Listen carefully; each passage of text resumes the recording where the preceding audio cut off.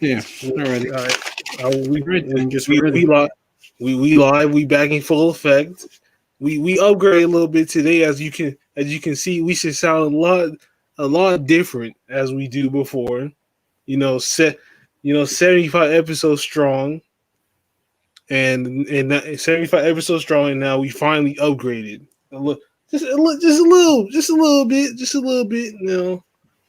And and with that being said, what is good, everybody, and welcome back to another episode of the APF podcast, episode 75. It is the most phenomenal man that has shocked the system, aka the coach. And it's your guy going forward. I hope you guys enjoying your Friday. You may be playing a little bit Call of Duty Cold War. I was just playing it.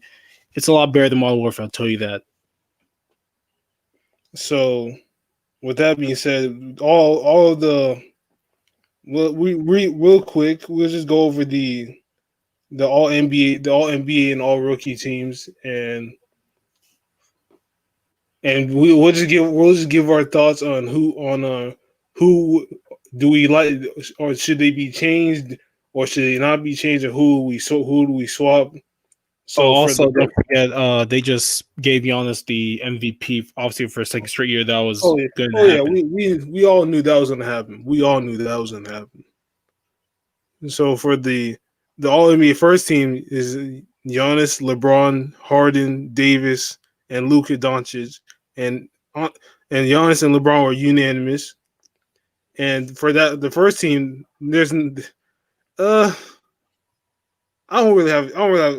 See, if I were to pull playoffs, then it would be a different story. But since it's the season, there's no changes over there for me. I will have no changes because Yeah. everybody performed well during the season. But what I don't understand is Bradley Beal and Trey Young are not there. Just saying. Well, I mean, it's always difficult. These are what they call the 15 best players in the NBA. Unfortunate for Trey Young and Bradley Beal, their teams were not great this year. Trey Young team was just not very good at all. And even though he was clearly the best player and he was the entire offense, unfortunate for himself, he's just going to have to get more wins. He's going to need to win more. I mean, Luka Doncic got first team All NBA not only because he was so good, it's because his team was in the playoffs in the West, and that matters a lot.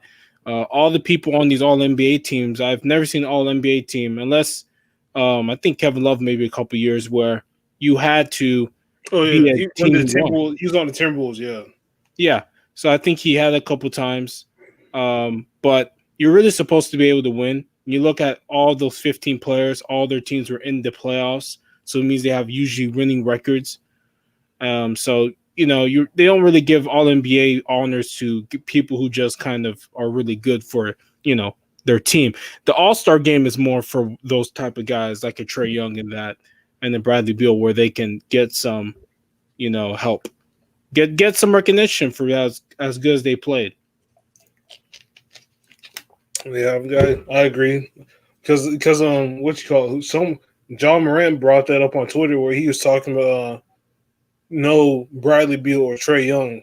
So I mean, I was looking at teams. I was like, that is true. Where they at? Because Bradley Beal averaged 30, didn't get an All Star game. Trey Young averaged 29, didn't even get on the All NBA team. So I'm trying to figure out like what's going on. And another one is Devin Booker. Devin Booker is another one that didn't get on there. Because there's so many people, there's so many good people in the league that it's just hard. It's just hard for them to be on the list. Yes, and let's not forget that the All NBA team does have an impact on financials. As I'm reading from hoopsrumors.com, this is a great news for Siakam and Simmons due to them getting each of Siakam with the second team nod, Simmons with third team nod. They will both earn starting salaries worth 28% of their respective teams' caps starting next year. So that's good for them making the money. Now, I believe they said that Siakam's 4-year extension will now be worth $136 million instead of the $122 million it would have been worse if he didn't make the team. And Simmons also gets 177 million instead of 158 due to it being 28% of the cap.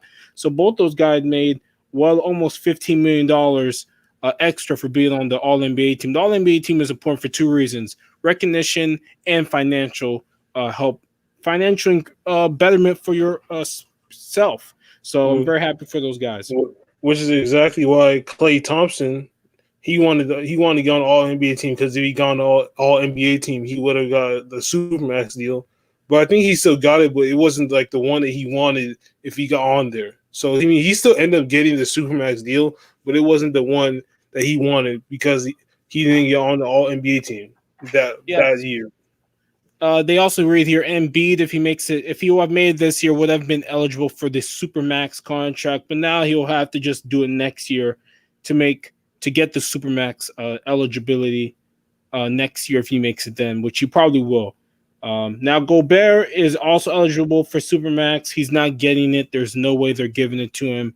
Obviously, they're not giving it to him. No. Yeah, there's no way. If he wants to go to a different team because of that, let him go. But he's not Supermax eligible. Now, like I was saying, for other things, Devin Booker not making it. Look, Devin Booker's team was not that great during the actual year. Remember, these All-NBA spots are based off of the first 66 games. It does not take into account the seeding regular season games. It's the reason why they call them regular season seeding games. They don't impact this. They may impact the stats, but do not impact the All NBA stuff, which I never understood, but okay. So that's why I understood our built in. Devin Booker never made it. I would have not voted for Trae Young. Trae Young's team did not win enough. I believe All NBA being the 15 best players, they all have to win a bunch. You have to matter. That's why somebody like Chris Paul getting there makes way more sense than Trae Young, because Chris Paul's team did not have any expectations. People thought they're going to be in the lottery. They're going to be tanking, and he led them to literally a game away from making the second round. And that's why you put those guys there ahead of a Trae Young and Bradley Beal. Personally, it's just you gotta win. If you don't win, you shouldn't be one. That is true. I mean, you can't put. I mean, well, I'm not gonna say Kevin Love was a loser back then, but he was on a loser team. Yeah, but he played so well in the West. He averaged like a double in the West. That was like, you had to recognize what he was doing over there. Yeah, you're right. There's some exceptions, you could say, to the rule, but generally, even for me, I will not put Kevin Love on my All NBA team. You average a 26-13, his best season. Your team still wins like 29, 30 games and is well out of playoff contention. I mean, you're just piling up stats on a bad team, unfortunately. So that's just how it is. With that being said, the second team, Kawhi Leonard, Nikola Jokic, Damian Lillard, Chris Paul, and Pascal Siakam. So, there's like not really. I don't have no problem with that list, not really. But if you were to add the playoffs for that team in particular, I would take Kawhi Leonard for Jamal Murray. Yeah, you're right. Because simply Kawhi Leonard. Before we get to the main topic, Kawhi Leonard just completely disappeared in those last three, the last 3 games that the Clippers won, that the Nuggets won.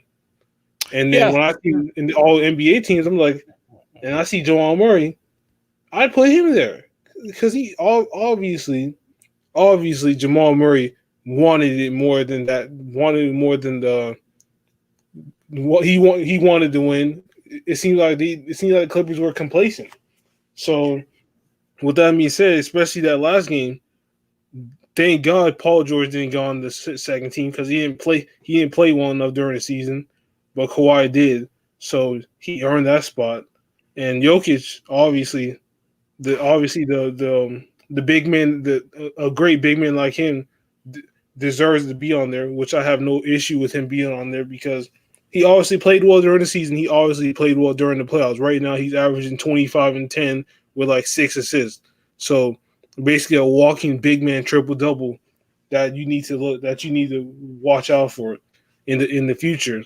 For Chris Paul, yeah, like you said, went to first round, took the Rockets to 7 games, and he basically, that scrappy guy that just wanted to win and did it any way necessary, and I can respect that out of him because that's what he is that's what he has been his whole entire career. He's that small point guard that even though he was undersized, he still found a way to be dominant, to be a dominant force on the floor. And Pascal Siakam is like, uh, I don't know. Man. I don't know what to really say much. I'm not. I in no way, shape, or form. I'm dissing him. It's just like to me. I'm like, I just have no. I don't really have much to say because he just especially in the playoffs, he just really like didn't show. I didn't really see. I don't really like take any what he did was doing in the playoffs. I didn't really take any noting into liking or during the regular season. I wasn't really paying attention to him, to be honest. Not because he wasn't like that guy or anything. I just never he just was never like on my radar. So I just can't really can't really put anything on him other than he did have a good season and he did earn that All-Star spot. And I mean that's it. That's it for me. Pat, let's go with Damian Lillard. Obviously, all these guys deserve it due to their regular seasons. Damian Lillard, he tried his best. I don't really know Yeah, what he did.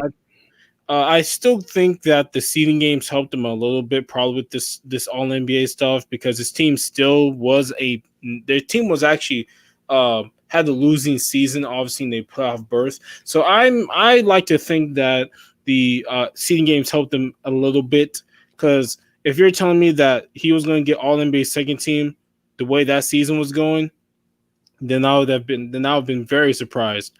Um, I think Chris Paul earned it. I think Kawhi earned it.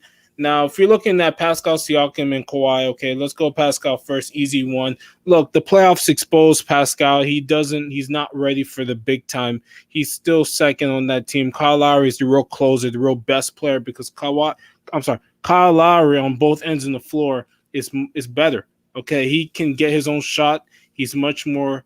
I would rather give him the ball. I saw Pascal. I mean, Jaylen Brown took him out of the series. Absolutely, dominated him. Did not allow Pascal to really And not only that, but he can't shoot a three to save his life.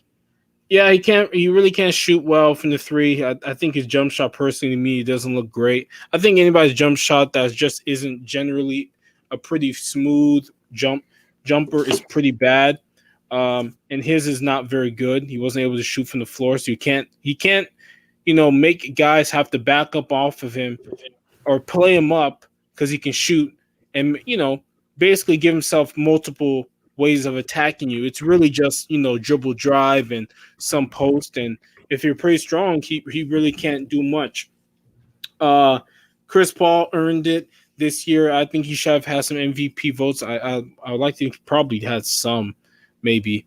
I think he had some. I would think I think he had some. He had a really great year this year. He's played himself into getting on the championship team next year. I believe Milwaukee is going to go for him when they said they're going to play in the luxury tax. That's telling me they're going to go for Chris Paul. Because he's probably the most coveted non-free agent that can be traded right now with the way he's played. I think that team needs a leader, a general, and he's right there. I don't think he goes back to Clippers. It wasn't a great breakup with that Clippers organization anyways. And does he really want to have to deal with those guys on that team? Will they want to listen to him? I don't know. Nikola Jokic, he's to me, he's better than Joel Embiid. Joel Embiid has an issue with yes, he's better. Jokic understands when to go inside, when to shoot outside. He's a better 3-point shooter. He's much more patient, obviously, because he's not as athletic, but he knows how to get inside and use his body, get fouls. Joel loves to sit outside and do a lot of dribble and all that. Nikolai really doesn't do that. He's pretty businesslike in terms of getting inside. He's trying to get a basket. He's got all the footwork, the up and unders, all And he's that. got that unstoppable sidestep shot. Yeah, he's got the one-legged, shot that you can't really block, that he's obviously practiced. I think the All-NBA first and second teams did not change from – well, the second team, if I do an All-NBA second team playoff edition, Chris Paul's still there. Nikola Jokic is still there. Kawhi will not be there. I have to change the forward probably to I the mean, me guard will personally, change. I would have put Jamal Murray there, even forward or not. Okay, I think Damian Lillard for me would have been removed from there due to his performance against the Lakers, and Kawhi Leonard would. I would want to do it the way the All NBA is done. So I'm not sure if there's another forward. Oh, I'm sorry. Jason Tatum would have been my second team playoff All NBA. Yeah, I would stay on a second team and put Kawhi on the third team. This is the all playoff first and second teams. The first team will have stayed the same. Giannis, no. Giannis out for Jimmy Butler. I'll put Jimmy Butler there and leave everybody else there because Luka did so great against the Clippers, and James, he won the playoff series, so you have to give him credit. My all playoff second team would have been obviously Jamal Murray, Chris Paul, Jason Tatum. Would I put? I guess I leave Pascal maybe, and then keep Jokic, and then my third team would have probably been Bam. Actually, Bam would have. I would actually put Bam. No, I would have put Bam in the third team and take out Ben Simmons. I'll leave Westbrook there. I'll leave Tatum. I'll put Kawhi on my third team. For Jimmy Butler, I would probably take like a Jaylen Brown, the way he's been playing throughout the playoffs, and then my center would be Bam.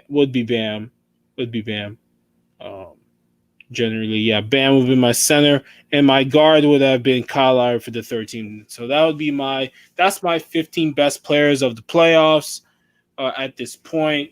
If we move on to the All NBA third team, look, they all earned it. Tatum, Jimmy Butler, Rudy Gobert, Ben Simmons, and Russell Westbrook.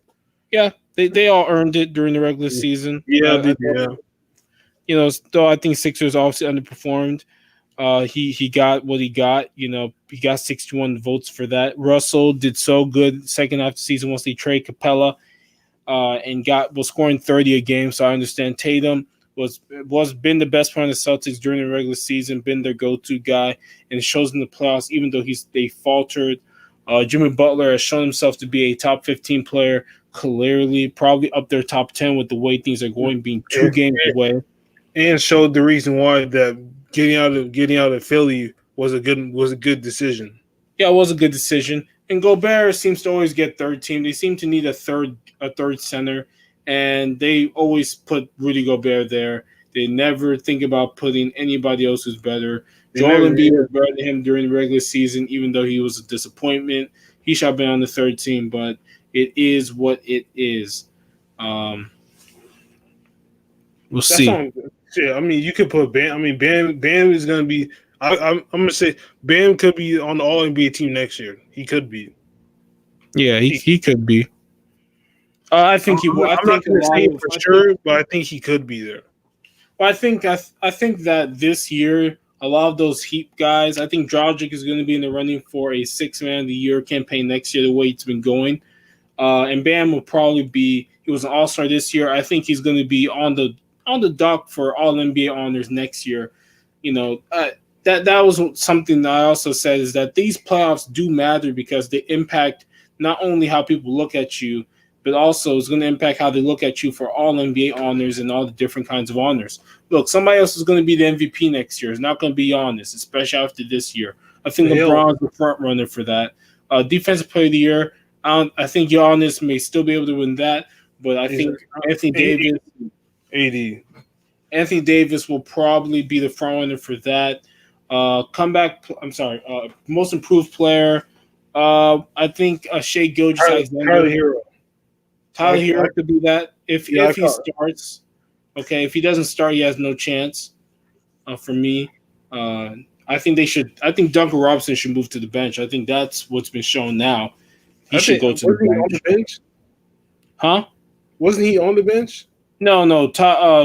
Robinson starts, but he doesn't play. Some games he plays like 30 minutes. Some games he doesn't play a lot of minutes. My thing is he should just be on the bench regardless and play 15 to 20 minutes, and Tyler Hero should be playing the 30 to 35. I've always said you might as well I always start my best players regardless. I think Duncan Robinson will do a lot better coming off the bench rather than starting. He's not a good defender. He doesn't handle the ball well. He's like J.J. Redick, and J.J. Redick comes off the bench for New Orleans. Okay, so that's why I said he should be coming off the bench, not starting. He's a liability out there. He can't play defense, and he hasn't shot well. And he doesn't really have. He's like a Klay Thompson. Yeah, but Klay Thompson is a Hall of Fame. It's like Klay Thompson is like the ultimate version of the whole, Reggie Miller, J.J. Redick's. Like, Klay Thompson can put the ball on the floor or something. I mean, we've seen it. He can put the ball on the floor. Yeah, like he's improved himself. It's not like he stayed like a Reggie Miller. Reggie Miller was always the come off the screen, maybe a dribble, bounce and a shoot, or J.J. Redick was a 2 dribbles and a shoot like a Kyle Korver. But Klay is in a different class from all those guys because he's 6', he's bigger than most and all of them. He can post up, he can dribble. He doesn't look awkward dribbling when he goes inside. So he's a little bit different than those guys, in my opinion. But yeah, I think Tyler Hero is going to be most improved, like you said. 6-man year, I think Dragic is in the running for that. Coach of the year. Coach of the year is always hard. Coach of the year can. I think Coach of the year is so random. I don't get it. Yeah, look, Coach of the year is clearly for me. I think Coach of the year is always about who do you think is going to have the surprise year. Like Billy Donovan was in the running this year, and Nick Nurse was in the running. Was one this year. Obviously, he won't win it because Coach of the year only goes to coach one time, pretty much, unless like Steve Kerr can win it next year the way the year went this year, right? But generally, I think it's going to go to probably one of the new coaches that come out next year, especially from the teams who didn't do as well. But is there anything else you want to say about this All NBA teams showing their 15 best players? All I like to say is, if there's an All NBA worst players list, Paul George would be on there. He would be off on there. He wasn't as good. He was horrible during the playoffs. I think that's why we're going to move on to our main topic, which is the Clippers choked the lead. They choked it like they was just drinking some water and it went down the wrong side, and then they just fell through the roof from there. I was like, bro, man, I was just distraught. I'm like, how do you lose a 3-1? Now I have a question for you. We all know that really the greatest failure ever is the Warriors losing 3-1.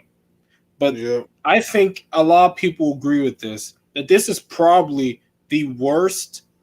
And just forget about like the stakes. This is literally the worst collapse in NBA history. I think this is the worst collapse because it's not like the Warriors were up by 15 points the next 3 games and lost all the leads. It was a close game, and they just happened to get caught by LeBron. This was the Clippers up by 16, 19 points and then double digits in the 7th game, and they lost each game, I believe, by double digits. An epic collapse. I think this is the worst collapse in NBA history in terms of the playoffs, and this is going to leave us a scar on Kawhi's legacy, and Paul George's legacy of not showing up during the playoffs will only continue to grow and become even more apparent. What do you think? Do you think this is, if just forgetting about the stakes, the greatest? The greatest. I mean, so if we're taking out the finals, we're just talking about regulars. If we're just talking about, when you think about the Warriors collapse and the way that both teams, I mean, well, that collapse. one was bad, but it wasn't. They didn't have like a unsurmountable lead like the Clippers had. Yeah, That's how it's that's what we're saying. They didn't have like a 15-point lead, and then you just watch them go cold and lose it, and lose by double digits. Like that. Go on with your point. it wasn't the Warriors one. It was bad. Yeah, it was bad because they had a 3-1 lead in the finals, and then they just fell, and then LeBron and Kyrie just turned it up. But it wasn't like it wasn't as bad as the Clippers were. The Clippers had leads, and they just blundered in the end, and they blundered in the end, and they just couldn't keep it together. Once it all started with Paul Millsap's 14-point quarter, he started that off, and then everybody just finished that bitch off like it was just free food in that mug. Everybody played their part. They did what they had to do, and they did it over again. I think they did it 3 times in a row when they had leads. Yeah, I think the Denver Nuggets did it 3 times in a row. The last 3 games where the Clippers had a decent lead and they lost it, and you can blame Markieff Morris for getting Paul Millsap's face when he was up 56-40 in one of those games, and he says, get ready to go home." Look what happened. You turn up the wrong man, and look what happened. Paul Millsap turned that ass up, and he just went crazy. He just went crazy and said, "We not going home today." And and they was favored to win, but to me it just looks like they were just complacent. They was comfortable. They wasn't even trying them, but it was like, "Oh, we got this." And then the Nuggets, they just took that they just basically made y'all look like fools. They basically made that whole team look like amateurs. That team is like what Shannon said. That team was built to beat the Lakers. The Nuggets was built to play basketball. Just look at those two.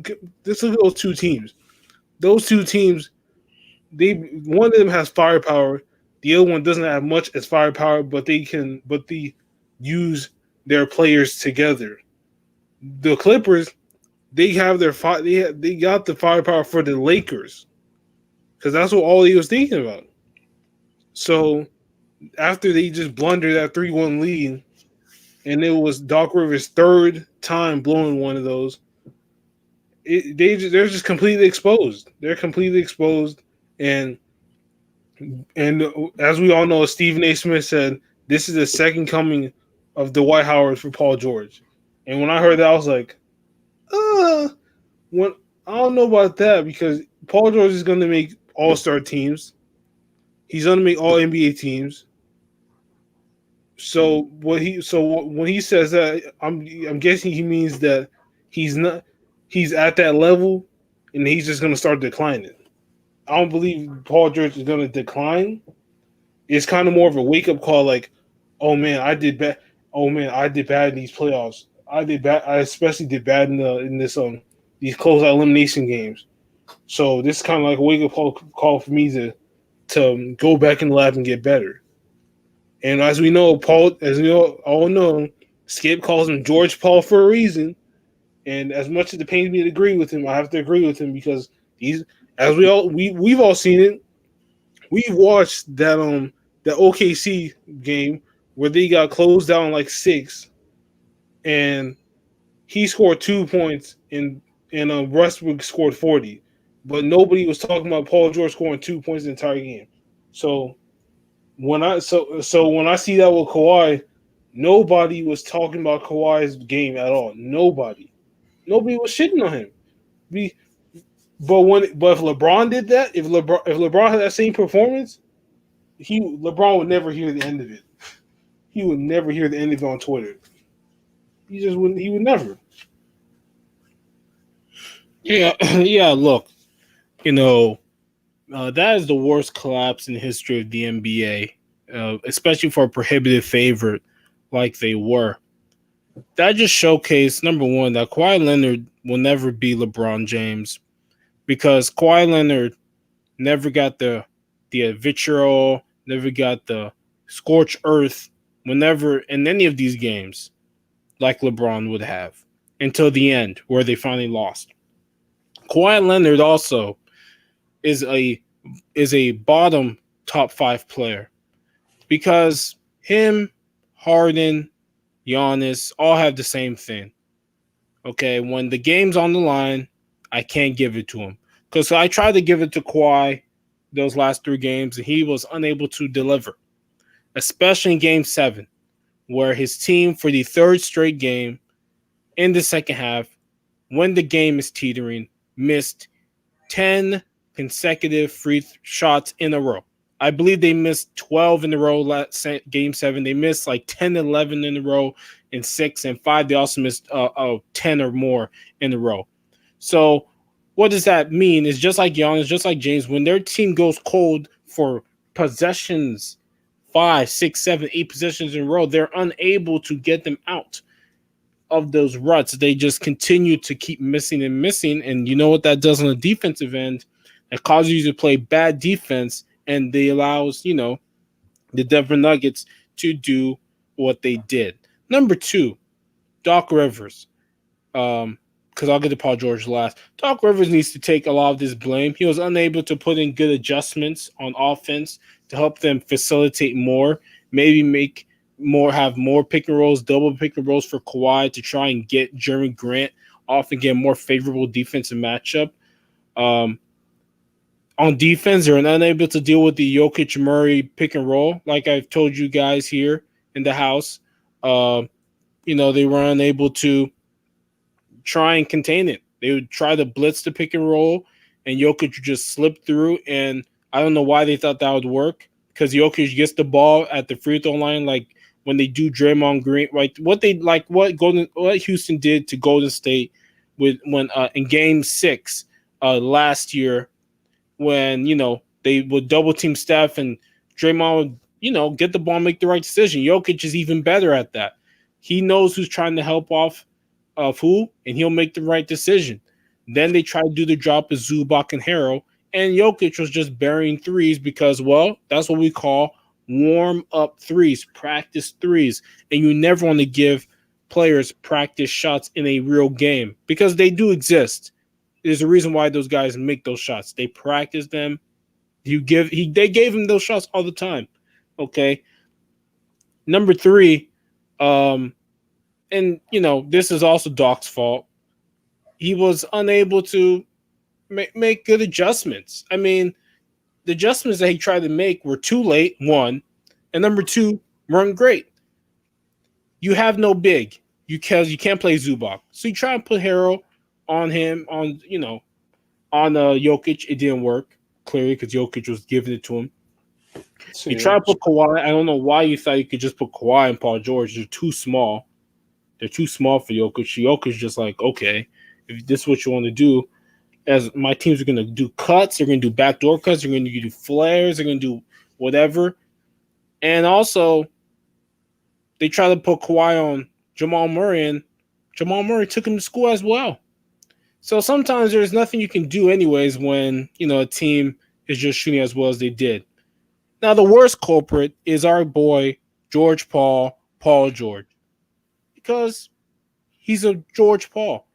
Another closeout game where he did not play good. Now, he played good, I believe, in Game 6. I think it was 33 points, and he played good, but, they lost. In a true Game 7, everything's on the table.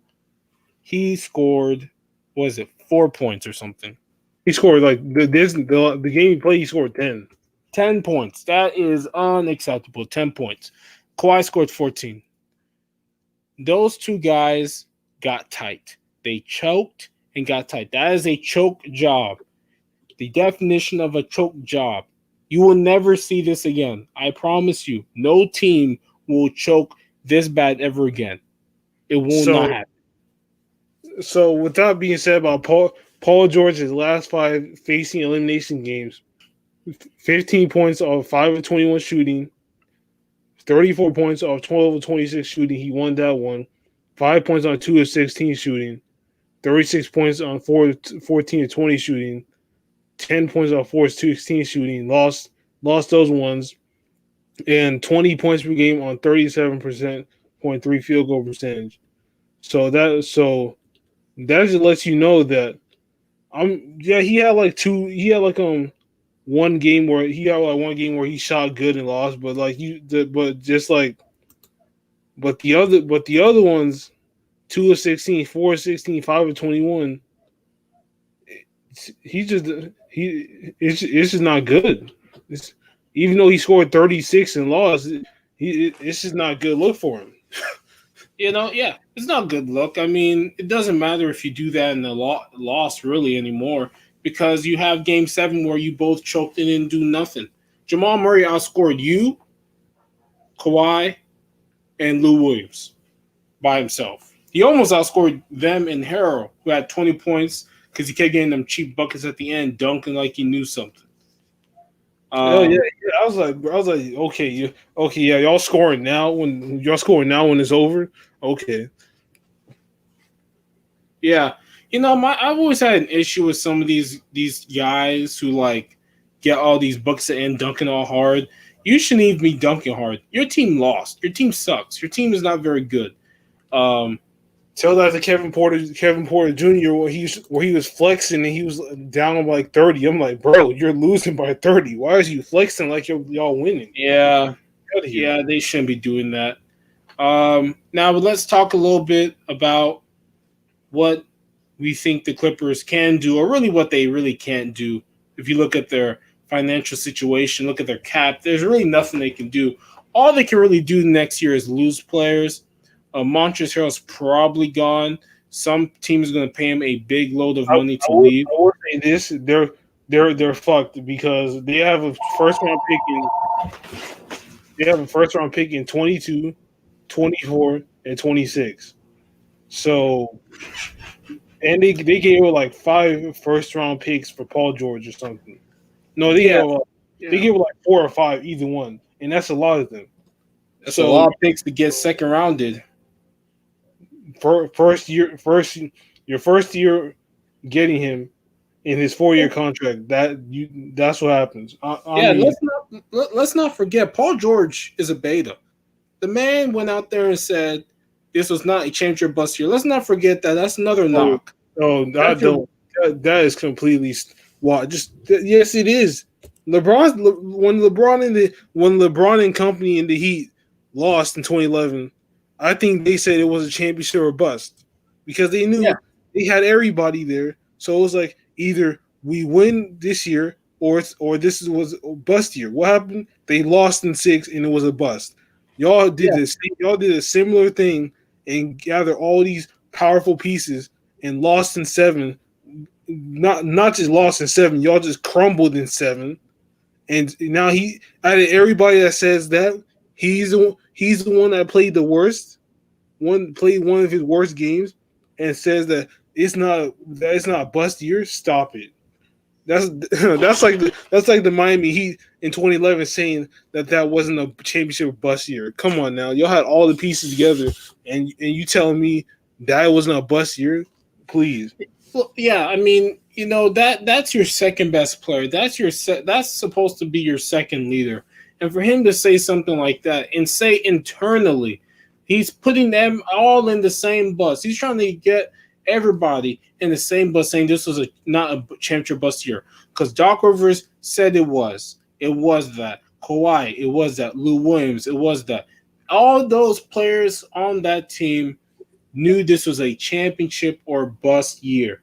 You don't get these type of players. You don't get a Paul George with Kawhi Leonard with 2 6-man of the year players and Marcus Morris, who was in a conference championship with the Celtics a couple years ago, and say this is not a championship bust year. When this era is all about championship or bust. It's not like LeBron said, let's go AD, and we hope to get to the finals. No, they expect to get to the finals and win. When the Warriors got Kevin Durant, they said this every year with Kevin Durant is championship or bust. okay, and LeBron again with the Heat, like you said, in the early 2010s. Kawhi Leonard better really think about wanting Paul George as a running mate. Because not only, they're stuck another year. So after that, yeah, that's what I'm saying, right? Like both of them are stuck a year, but Kawhi Leonard should think about trying to recruit some guys, recruit another guy. I don't know who, but recruit somebody to come with him to LA again. Because I'm telling you right now, okay, Paul George will never be the second guy on a championship team. Not with this attitude, not with the way he performs. Every time this man comes here and plays, a series, he has about 4 bad games. I mean, he had depression for 2 or 3 games in the Dallas series, where he didn't do anything. Now he's out of depression. He's still shooting bad against this team. So it's like make up your mind. What do you like? Make up your mind, bro. Like you out of it, but you out of depression, but you still out of it on the court. Like come on, man. Yeah, I've always questioned Paul George's, ability, because I was like, well, early in his career, I mean, he was pretty good. I mean, he got to 2 conference finals.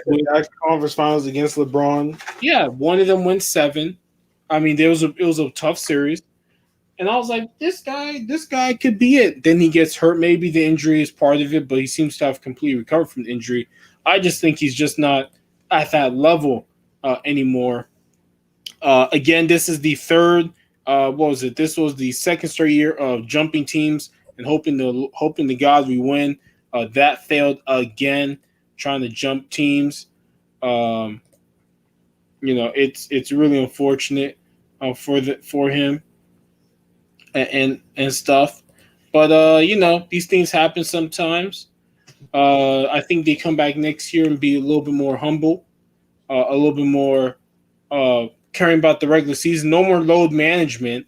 I think that's done. Because Kawhi Leonard is the most load managed player I've ever seen in the last 20 years of me watching basketball. And for him, and those guys, he's not built to play like 45 minutes a game. He's not built for that because he gets so low managed and takes off so many games that when he does play those minutes, they get gassed because they're not used to playing 40 minutes. And what I did see is that on IG is that some of the Clippers players couldn't play more than 3-minute stints, which lets you know that these guys were not conditioned. For their conditioning was off for something, because for you to call off the court and after playing like 3 minutes, y'all not conditioned, man, or something's going on that y'all not doing right. So that's a part of the reason why y'all that lets y'all demise, was because y'all obviously are not taking this seriously. You tell me you can't play 3. You tell me after 3 minutes y'all tired. Shit. If anything, I should be the one saying that. Come, please. I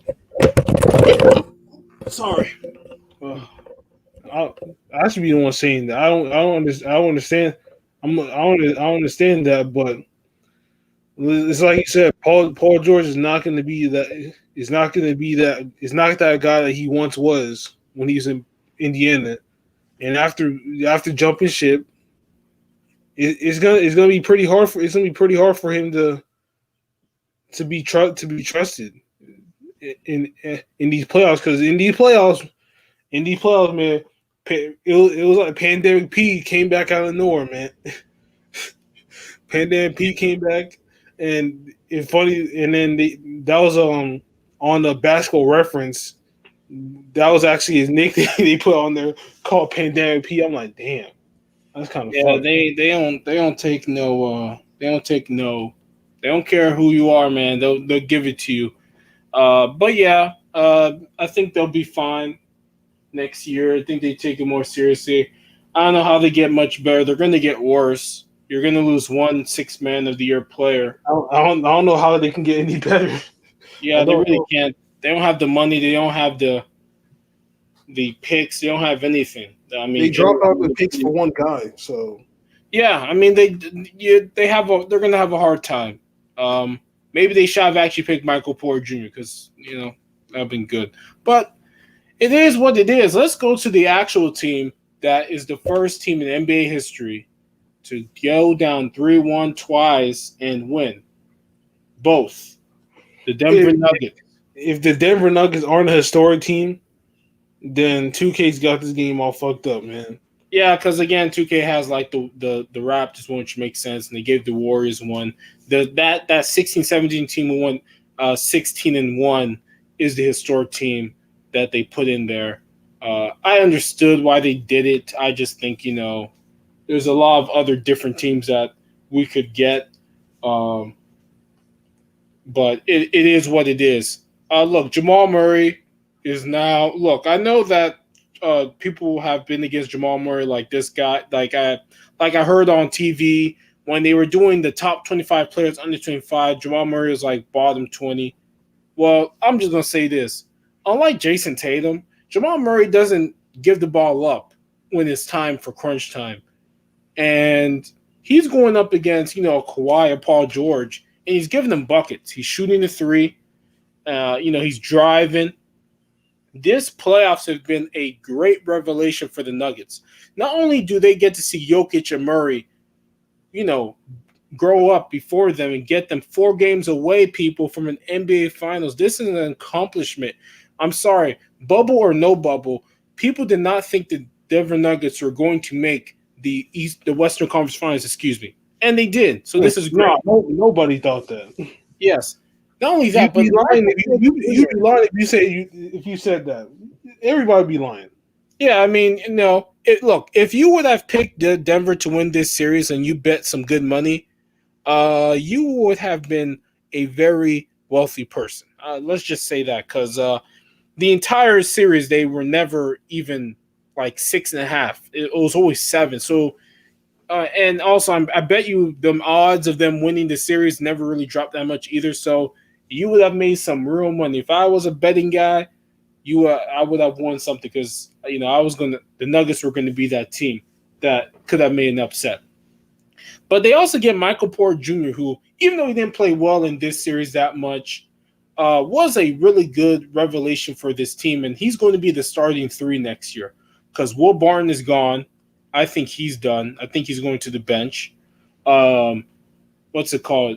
Paul Millsap is gone after this year, or if he wants to stay, he's going to come off the bench and be a veteran minimum player. But at least he has a great send-off with that Game 5 saving quarter that he had. Look, the Denver Nuggets are the Golden State Warriors, people. And let me tell you why. Because they are having that 2015 breakthrough where they come out of nowhere and, they show themselves as this team that never gives up. And they're led by the young stars of a Clay and a Steph and a Draymond, and you have a Jokic and a Murray, and they lead their team past these teams that we didn't think they could beat. Now, like I said, I believe just because I want the Lakers to lose, I have to go with the Nuggets in 7. But if I really didn't care and I was just picking, you pick the Lakers in 6, because I think the Lakers may lose game 1 today. Because I've told my guy over here, the Lakers, the only 2 losses they have, people, are on the first games after like a 6 day of rest. I'm just saying. And also the next 4, the end of sweeping, but that may not be the case. I think it's a lot harder to sweep this team here than those other teams, more or less. Just because this team is so good. I mean, it's hard. They're going to win a game somehow. It's very hard to sweep teams in the NBA, anyways. Really, uh, it really is. Oh man, okay, yeah, it really has been hard to you know do this type of thing, and sweep teams. Miami's 10-1. They had to lose a game somehow, somewhere, and they did. Even the Warriors, they lost the game in the finals. It's hard to go 10-1 the sweep teams. So I do think the Nuggets win just because I want them to win. But I think the Lakers win. I think there's nobody on that team that can stop LeBron. Okay, Jeremy Grant is going to try, ain't going to have much success. Everybody's gonna try, but the end result is you're not gonna succeed. Yeah, now can you slow him down, or does he have a bad shooting night? That's all you can hope for, really. You really can't hope for the guy to freaking, you know, stop him. It's not, it's not a video game where you can, you can stop LeBron in video game. Personally, in my personally, oh yeah, you can. Shit, but real life, there's no way you're stopping him, right? So you gotta hope he shoots bad.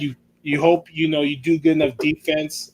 Um, let's talk about game one. It's tonight. What do you expect from the Lakers? Do you expect them to come out hot? Who do you think they're gonna be aggressive, or do you think they're gonna take the game one approach we've seen the last two series and give away the first game just because they're trying to feel out the series and stuff? Or do you think you read what LeBron said today, which is, hey, we're not going to take them lightly. In this game one, they're going to go hard and they're going to try and show them, we mean business. We're going to take this game one. I think they're going. I think they're trying. They're going to break the. For me, I think they're going to break that curse because we don't want to lean towards them losing game one and then them sweeping the next four. For this Denver Nuggets team, I'm not gonna think that. But if it happens, I'll be thoroughly shocked. But going into this, for me, I'm thinking that they're going to take this seriously, as they did take it seriously against the Rockets or the Trailblazers, whether you want to believe it or not. Because you don't take it seriously, you're going to end up like the Clippers. So I think they're going to take this seriously, and I think they're going to come out there and show them why that they're the team to be, and that they're the team that should be in the finals.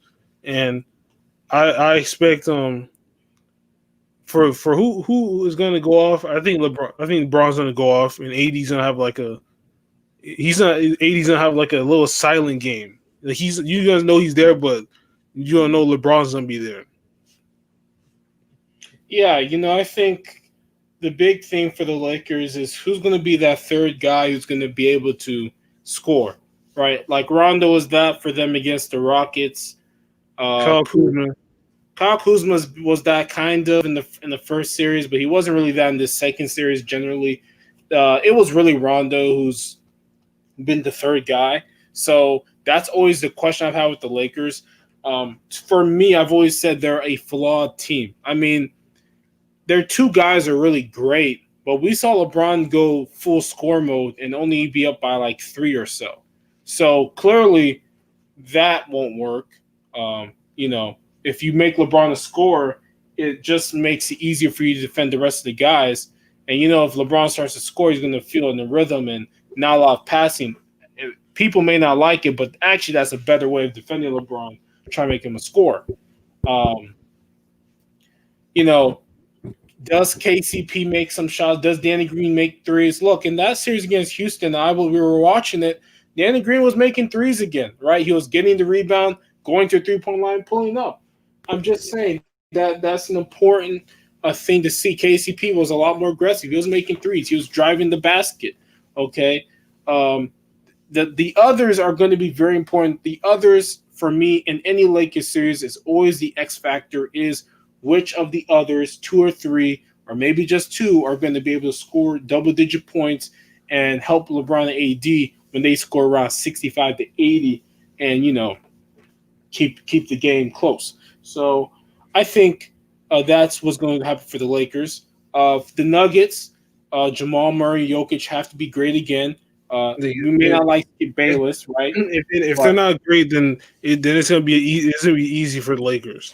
yeah, like look, I don't like look. I don't have nothing against Skip Bayless, but sometimes the guy is just dead wrong and delusional to a Yeah, to that's a character. me too. I don't got nothing against him, but sometimes the shit he just says is just like no. It's just Yeah, like I mean, look, he's delusional to almost a caricature level of just ludicrousness.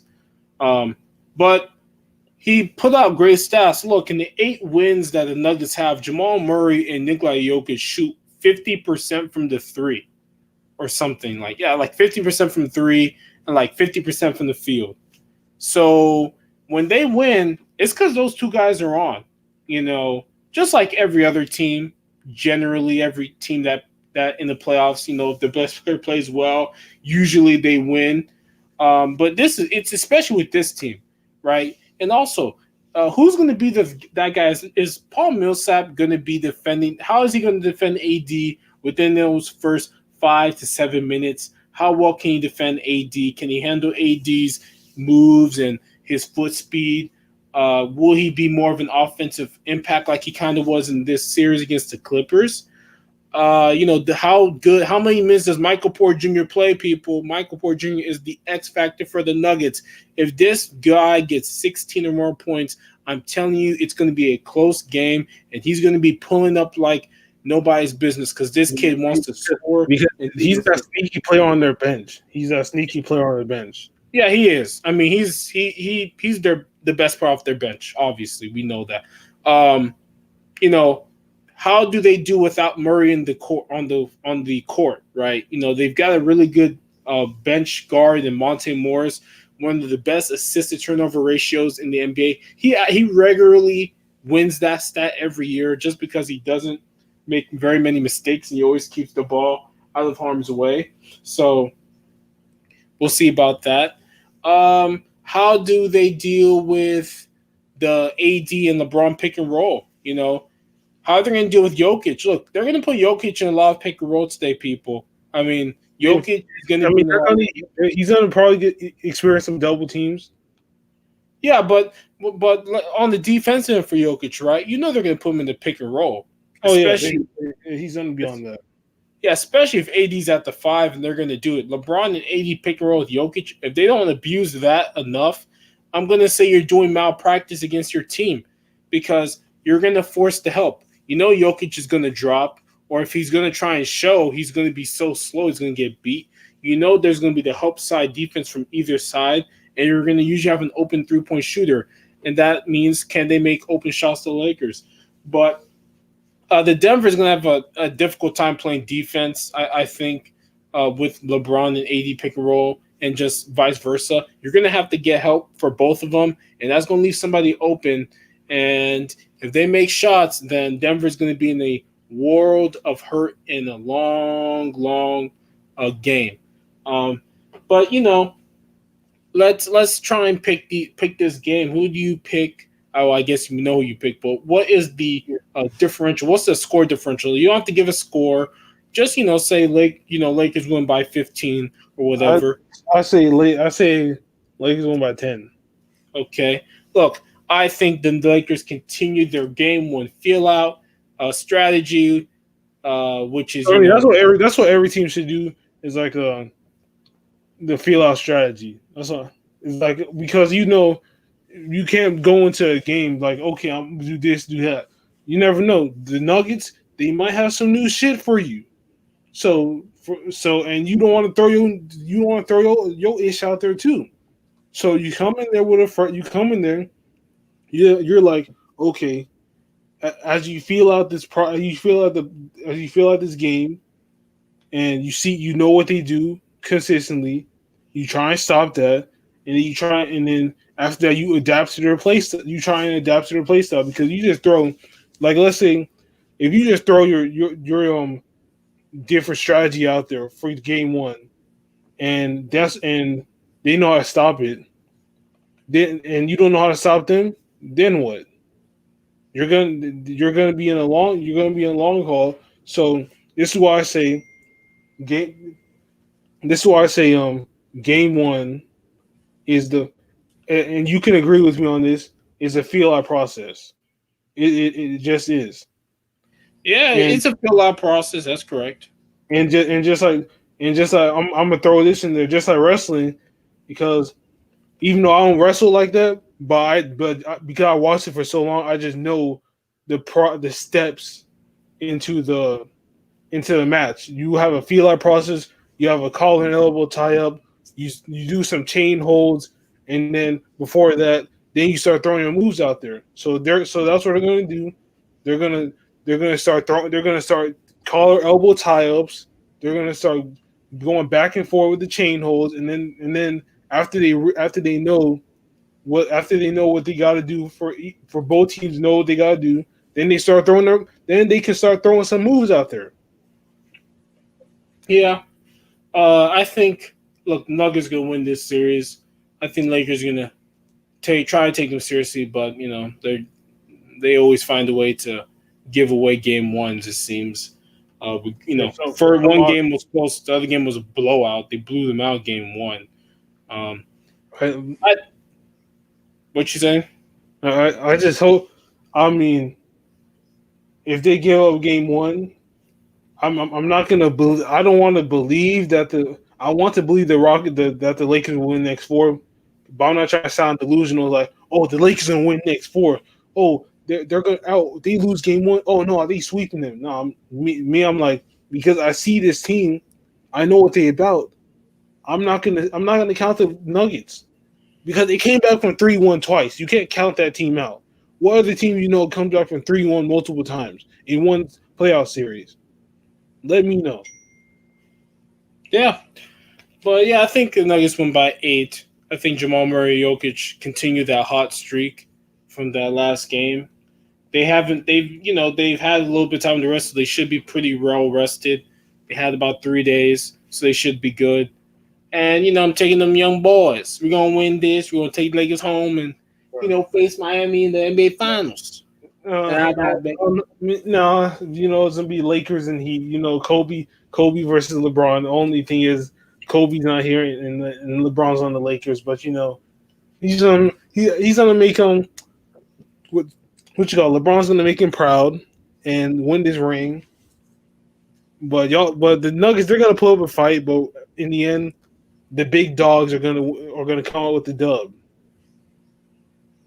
Yeah, but it's okay. It's okay. Lakers gonna take this L today. No, fam, you tripping. But just some random thing. I was looking here. I'm looking at like some of these players they've added to the NBA 2K21 offline roster. I did not know Manu Ginobili has not been in the game since. So obviously they got Manu Ginobili's. He's part of 3 teams on that game. That's interesting. They have Ray for Alston in the game now. They got Lamar Odom in the game. They got Kurt Heinrich. So that's good. They got Jason Collins now. They put Landry Fields on the 11-12 New York Knicks Classic team because they can't get Jeremy Lin because he's in this Chinese league. So that's dope. I'm always interested in those offline teams. Now, where's the 09-10 Lakers? Who knows? Still don't know why that isn't. They don't have. They don't. I don't know why they don't have them. What's going on? There's no way you can't tell me like this. I know you can get the starters. I'm pretty sure you can get some of the bench guys. Can get Sasha Vujicic. Who knows? But come on, man.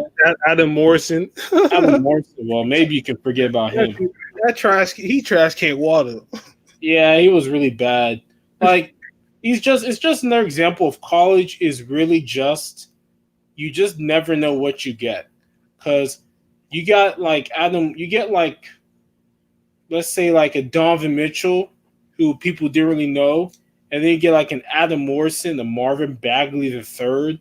Look, Marvin Bagley III has just not been that great. He's been 1 injured and 2 when he's not injured. He hasn't been that amazing personally. So But yeah, Adam Morrison, Trash Can Walder, Jimmer Fredette was just as bad. You know, he was probably garbage can Walder because he couldn't even stay on the team for like any years at all. I mean, Adam Morrison he stayed on the team, and number one, I'll never understand why Michael Jordan thought Adam Morrison was going to get him somewhere like that. You got to tell me there's other better players, bro. He put him on the bob. He was on the Bobcaster, and then he did not perform at all. Yeah, like he was bad from the beginning. I don't even know. I don't know what they saw in Adam Morrison. I don't know what you see. Some of these players, sometimes there's nothing you can see. They just are not very good. Like he was never a great basketball player. He was never freaking good for their team. Never. He was never that good. He was never that good in college. He just had a really good team. Anybody can score in college. Jimmer Fredette people scored nearly 30 points per game. Anybody can score in college. Kendrick Nunn was a scorer in college, okay? Chris Clemens was like top 5 all-time scorer in NCAA history. Anybody can score in college if you're any decently good and you can shoot because defense in college isn't that great like that. But this is why I tell you, man, the draft is a crapshoot because the best player from this year's draft may not be any of the top 3 or 5 players. It may be some dude from some different country. I'm sorry, so I'm always interested in some of these the players that come to the NBA or some of these players who get added to the game. Like like Gilbert Arenas is because they brought back Gilbert Arenas in my team a couple years ago. Now he's in the game, so I'm always interested in people they bring back. But I still want the 02-03 Washington Wizards, or at least one Michael Jordan Wizards team, and give me the 09-10 Lakers. I want one with Rip Hamilton and Jerry Stackhouse. Well, I don't know. Maybe, yeah. I hope they can get one of them. Damn, Michael Jordan just gives them every year the Bulls teams. Can you ask Mike? Hey, Mike, can we get the Wizards too? I don't know who they have to ask. Maybe they can just put Jordan there anyways, and they try and get like Kwame Brown. I mean, they have Jerry Stackhouse. They have face skin. They have Rip Hamilton's face skin. They have Michael Jordan's face skin. Yeah, but you gotta look at the other team, like whoever else was on that team at the time. Kwame Brown. Kwame Brown. He's a bona fide scrub. Yeah, man. Stephen A. Man, he ruined that man's career, man. Called him a bona fide scrub, and he still was getting. He was on the Lakers too with Kobe and stuff. Oh man, that's hilarious. What? The PS5 is finally out, and they finally released the prices. So, with that being said, we obviously know which one we're getting is the digital. Yeah, we're getting the digital. So what games are you hyped for to first play in? Well, I'm hyped for Spider-Man Miles Morales because that's clearly the best looking game to come out early. It looks really fun. It looks different than Spider-Man just because you can use that Venom ability. It's really like incorporated to his fight style. He's interesting. I like his fight style more than Peter's. I don't think it'd be better than Spider-Man because it's just a smaller game. But I think that's the game I'm excited for more than anything. Is $49.99. If you want the you can get the remaster for $69. I think for $69 if you want the remastered PlayStation Spider-Man PS4 for that. But yeah, I'm more than ready for that game, and that's the first game I would get for PS5 when I get it and play it. To me, so yeah, it's Spider-Man Miles Morales from all the games I looked when I saw. So from the give the people your thoughts about the Cold War beta. Yeah, look, the Cold War beta, it's good. It's a different feel though. It feels a lot different than last year's game or even the year before, really. And it's always interesting playing this Call of Duty. unfortunate for us here, the controller is not great due to the abuse it took for a Modern Warfare. So it really is a problem when I'm trying to sprint because you have to click to sprint. It's not like you just move your stick up and sprint. You have to click to sprint, and the click is messed up. So we have to buy another controller. But I enjoy it. It's fun. Um, I will say attachments are pretty overpowered in this game because you can make your gun basically have no weaknesses. So that's probably an issue that I have to fix. But it is what it is, and I'm more than happy with the beta. Is it? I will buy it. I can't say I'll buy it day one or anything, but I will buy it. Oh no, man, no, I'm not buying it day one. I'm not buying it day one. After Yeah, what happened with what was it, the PS3? They said that they had some defects in there. After yeah, that, it was one of those consoles. After that, I was like, nah, I wait to get mine. I wait like up until like next year because one, I don't got the money I don't got $400 or something to just throw at them, and then my console is messed up, and then now I have to go and get a new one because the one that you play on, the Wi-Fi was messed up. yeah. The Wi-Fi is not great. So I'm like, you mean to tell me that this new console that we bought, the Wi-Fi, the adapter, the Wi-Fi adapter in there is not up to par. I don't get it. It was a new console. I'm trying to figure out like why. This is a new console. It should be fresh. It should not nothing should be wrong with it. But that's exactly what I mean when we say we're not gonna get one day one. We recommend don't get it day one. If you got the money, go F it. Go ahead and pull the trigger. But if you're like us and you're not trying to waste some money and go ahead and let it fly and go by, and then you got and shit's messed up. Now you got to go and get your money back. Just wait, just wait a couple months, and after the reports are out if their reports are out that the PS5 is messing up, and then they got Yeah, some proof, and they got to prove that it's fixed, then go ahead and buy it. yeah. Look, this is based on. I don't know if the PS4 really ever had the Yellow Live Death issues that the three had because it was so prevalent with the three. If maybe it's not really an issue anymore. I did buy that the white PS4 pretty. I would say pretty early into the cycle. Maybe it would probably be a year after. I would have to go look again in my one of my accounts I bought it on to see if I bought it like What was the name?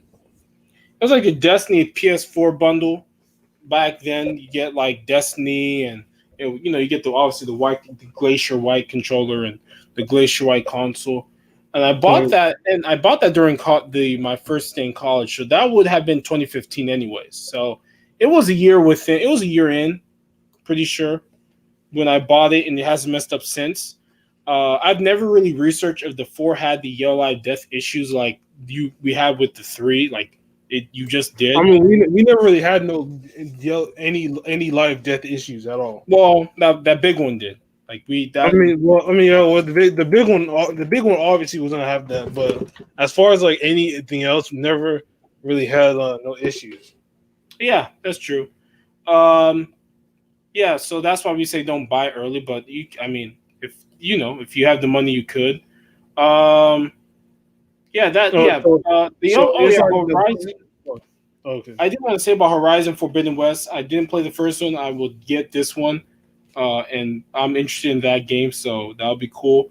Another thing is the PlayStation Plus collection, which you can get, which gives you like a good amount of free games that you can get on the PS5 when you first get it, and if you don't have games to play. If you're somebody who didn't play Horizon Zero Dawn or Uncharted 4 or some of these different games, that it's there for you as well. So I'm interested in that part. Ratchet and Clank Rift Apart. I didn't even see that. I'm also interested. I'm a Oh yeah, Ratchet and Clank fan. yeah, I'm getting that one. I'm getting that one. Yeah, Ratchet and Clank is the game. Is nice. It's cool. I like it. Ratchet and Clank has been the OG. Has been Yeah, one of my man. favorite games of all time. Yeah, man. That's been a decade game for us. I mean, that was on the old PS2 right there. I mean, still one game I never beat. I really did wish they would have remastered a lot of the older Ratchet and Clanks and break them on to like, Especially Deadlock. Oh my god. yeah, like I never got to finish that game. That would have been the game I wish they would like. I wish they just remastered most of them because they're so small. But it is an undertaking to remaster like 15-year-old games. You got to bring them up and you got to fix the graphics and the the just the entire game has to be redone. So I understand why it takes a little bit of time. But yeah, look, the console's $399. The digital's $399. The physical's $499. I did watch a guy we used to watch BG. He said he's gonna buy two of them things, maybe even a third to try and sell it to make some money. I don't even know how you're gonna make more, but okay. How you gonna make more than 400? I mean, You yeah, have to sell it higher, so it's high enough so that you make profit, not break yeah. even. But I get what he's saying. Like, people are gonna really want that game, that console. Oh yeah, Gotham Knights. I'm gonna get Gotham Knights. That's another game just because, like, come on now, another Gotham game. I will say this: it's interesting. It is interesting. The whole like Robin can teleport thing. So I'm cool with that. There's also Suicide Squad Kill the Justice League, which is also cool. It's a continuation of the Arkham universe. So that's another game. So, hey, man, all I'm going to say is DC be coming out with these hype, nice games. So I'll be getting those too. So, yeah, there's about 4 or 5 games I want to play. So, yeah, that's it. Yeah, and one more thing. But I don't get. Let me tell you something. 2K21. I'm not crazy about that game because it's literally like 2K20.2. So I'll get that when it comes, whenever. Just saying. I mean, I'm not really in a rush. I'm not really a rush for that game, to be honest. I'm not gonna lie. I'm not in no hurry. I'm like, oh my god, 2K, gotta get 2K. No, I'm not in no rush to get it. But the last thing I want to speak on is the Travis Scott burger.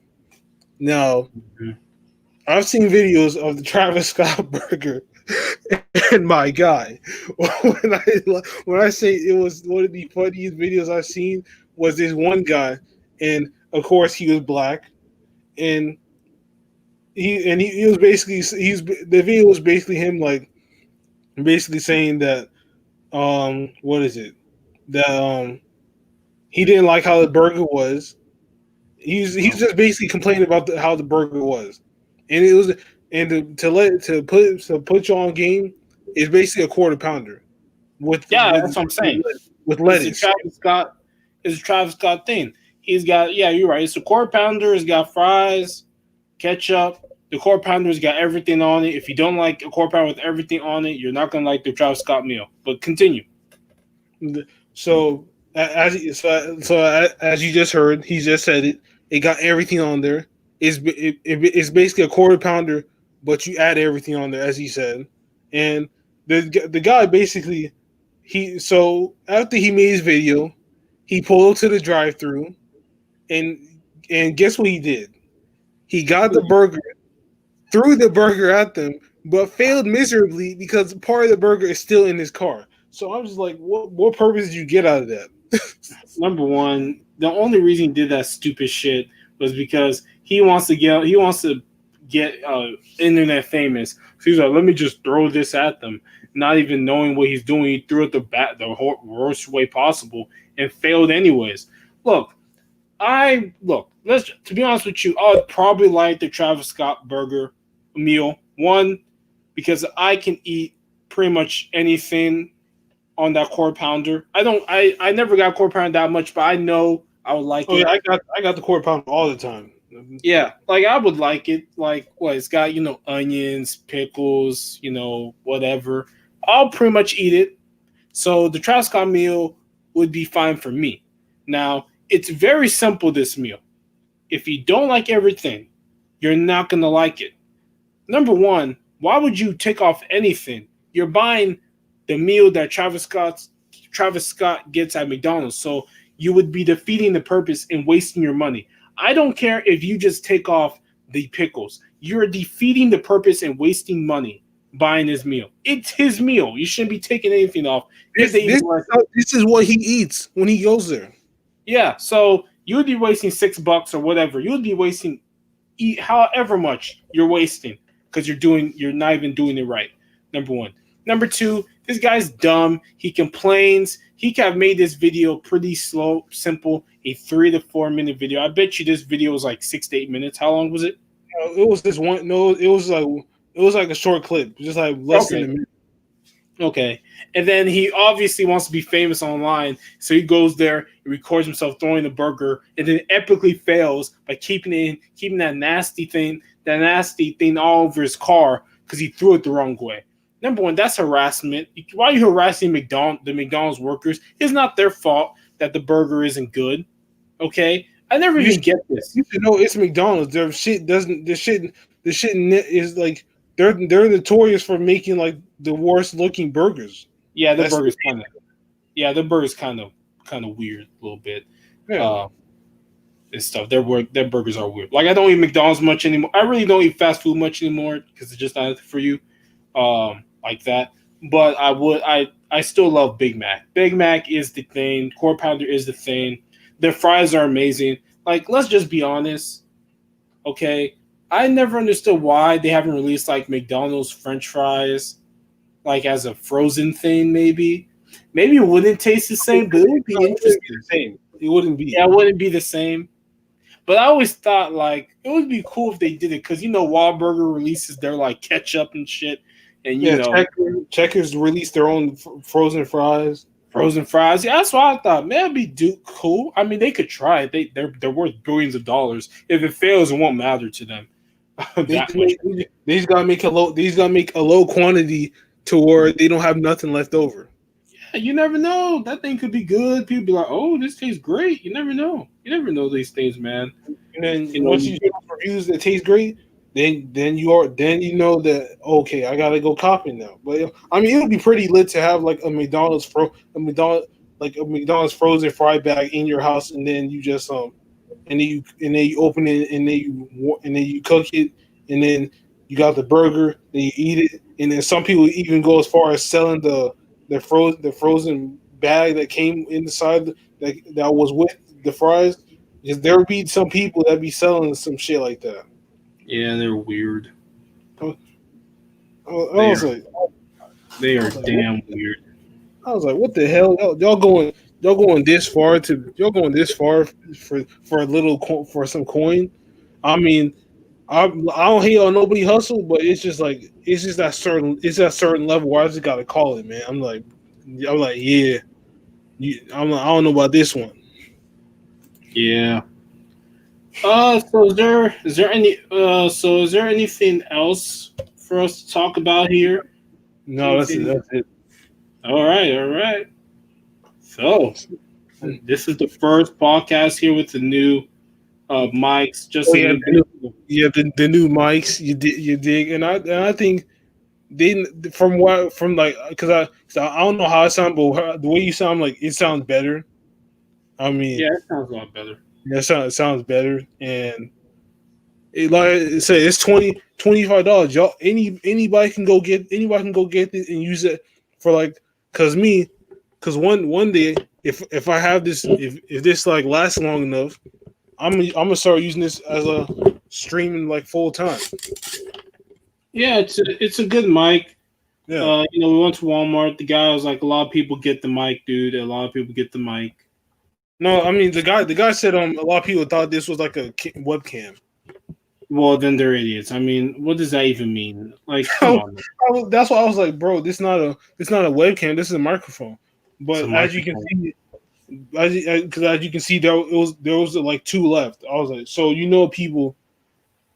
people be buying that, so it's good. So I mean, I like it. It's like a nice subtle vibe, USB connection, and then it just automatically changes to this mic's input, and it's Yeah, basically if you're on PC, but if you're on Mac, you gotta do other things.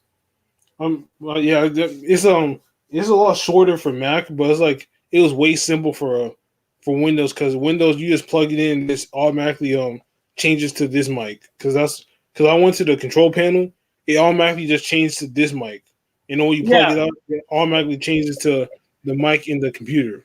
yeah, but on the directions they say on PCs, which is basically any PC that's not a Mac, is just plug and play pretty Yeah, much. But if if you do put like um it in a Mac, you do have to do you have to do the directions to get it to work. But yeah, for pretty yes, much you have to anything do else, that. it works well. Yeah, is the own USB podcast microphone. $25. It gives you great professional sound quality with and all that. It's ideal for what we're doing here: vlogs, voiceovers. It's a simple thing. It's 2 things you plug in for anybody on a regular PC. Literally, yeah, literally. If you have like a win, if you have anything other than a Mac, you literally just plug it into the back of the microphone, the USB part into the computer for better performance, and it just automatically it automatically takes this mic and use it as your default device, and it got a mute button on there, so that way you can just mute yourself, and it will let you know if you it will let you know if you get if you it'll let you know if you're muted or not. With the you press the red button and it's muted, and then you unmute when you're not muted, it shows up blue. So it's not bad.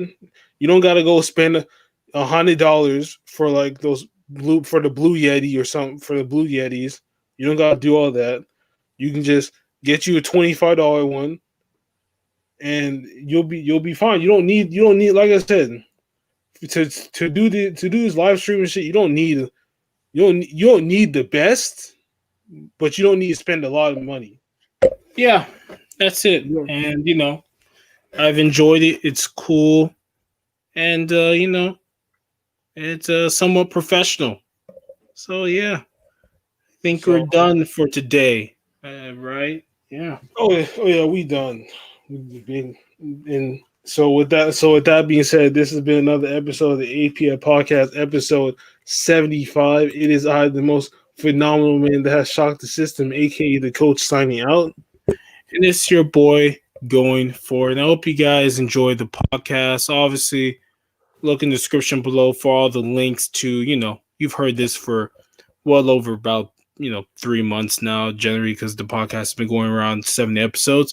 So, but obviously, you say every week. But yeah, go to those links, support the podcast and all that.